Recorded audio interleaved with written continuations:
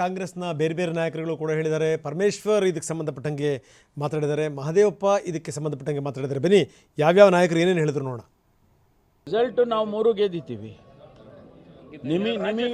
ನಿಮಗೆ ಆಶ್ಚರ್ಯ ಆಗಂತ ರೀತಿಯಲ್ಲಿ ಫಲಿತಾಂಶ ಬರುತ್ತೆ. 3 ಗೆದ್ದಿದ್ದೀವಿ.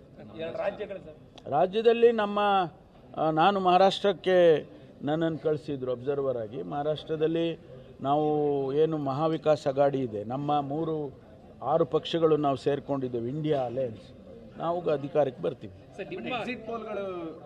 ಅದೇನಾರ ಇರಲಿ ಬಿಡಿ, ಎಕ್ಸಿಟ್ ಪೋಲ್ನ ಎಲ್ಲವೂ ಸತ್ಯ ಆಗೋದಿಲ್ಲ. ಎಕ್ಸಿಟ್ ಪೋಲ್ನಲ್ಲಿ ಡಿವೈಡ್ ಆಗೋಗಿದೆ. ಎಕ್ಸಿಟ್ ಪೋಲ್ನಲ್ಲಿ 2 ಎಕ್ಸಿಟ್ ಪೋಲ್ನಲ್ಲಿ ನಮಗೆ ಕೊಟ್ಟಿದ್ದಾರೆ. ಅಂದರೆ MEAಗೆ 162 ಸೀಟ್ ಕೊಟ್ಟವ್ರೆ, ಅವ್ರಿಗೆ 128 ಕೊಟ್ಟಿದ್ದಾರೆ. ಸೊ ಯಾವುದು ಎಕ್ಸಿಟ್ ಪೋಲ್ ಕರೆಕ್ಟ್? ಈಗ ನನಗೆ ಬೇಕಾದ್ದು ನನಗೆ ಕರೆಕ್ಟ್ ಅಂತ ಹೇಳ್ತೀನಿ, ಅವ್ರಿಗೆ ಬೇಕಾದ್ದು ಅವ್ರು ಕರೆಕ್ಟ್ ಅಂತಾರೆ. ಆದರೆ ನಮಗೆ ಗ್ರೌಂಡ್ ರಿಯಾಲಿಟಿ ಇರೋದು, ನಾವು ಕಾರ್ಯಕರ್ತರ ಜೊತೆ ಮತ್ತು ಜನಸಮುದಾಯ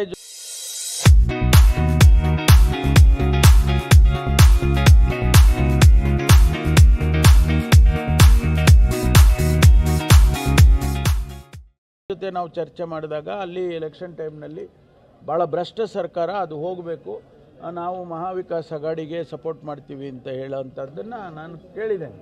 ಹಾಗಾಗಿ ಆ ಆಧಾರದ ಮೇಲೆ ಹೇಳ್ತೀನಿ ವಿನಃ ಬೇರೆ ಯಾವುದೂ ಇಲ್ಲ. ಎಣಿಕೆ ಮತ್ತು ಫಲಿತಾಂಶ ಪ್ರಕಟಿದೆ. ನಾವು ಆಶಾಭಾವನೆಯನ್ನು ಹೊಂದಿದ್ದೀವಿ. ಮಹಾರಾಷ್ಟ್ರದಲ್ಲಿ, ಜಾರ್ಖಂಡಲ್ಲಿ 2 ಕಡೆ ನಮ್ಮ ಪಕ್ಷಕ್ಕೆ ಇವತ್ತು ಬಹುಮತ ಬರ್ತದೆ, ಸರ್ಕಾರ ರಚನೆ ಮಾಡ್ತೀವಿ ಅಂತ ಆಶಾಭಾವನೆ ಹೊಂದಿದ್ದೀವಿ. ನನಗೆ ಕಾನ್ಫಿಡೆನ್ಸ್ ಇದೆ ಗ್ರೌಂಡಲ್ಲಿ. ಯಾಕೆಂದರೆ ನಮಗೆ ಈ ಮೇಲ್ಮಟ್ಟದಲ್ಲಿ ಕೆಲಸ ಮಾಡಲಿಲ್ಲ. ಮತದಾರರಿಗೆ ಹಳ್ಳಿಗೂ ಹೋಗ್ತಕ್ಕಂಥ ಸಂದರ್ಭದಲ್ಲಿ ವಾತಾವರಣ ಸಿಗ್ಗಾವಲ್ಲಂತೂ ಚೆನ್ನಾಗಿತ್ತು. ಬಟ್ ನಿಮ್ಮ ಸಮೀಕ್ಷೆ ನೋಡಿದಾಗ 3 ಪಕ್ಷಕ್ಕೂ ಒಂದೊಂದು ಅವ್ರು ಎಲ್ಲೆಲ್ಲಿ ಗೆದ್ದಿದ್ದಾರೆ ಅವರು ಗೆಲ್ತಾರೆ ಅಂತಕ್ಕಂಥದ್ದು ಭಾವನೆಯನ್ನು ನೀವು ತೋರಿಸಿದ್ರಿ. ಶಿಗ್ಗಾವಲ್ಲಿ ಕಾಂಗ್ರೆಸ್ ಪಕ್ಷದ ಬಗ್ಗೆ ಭಾಳ ಒಲವಿದೆ.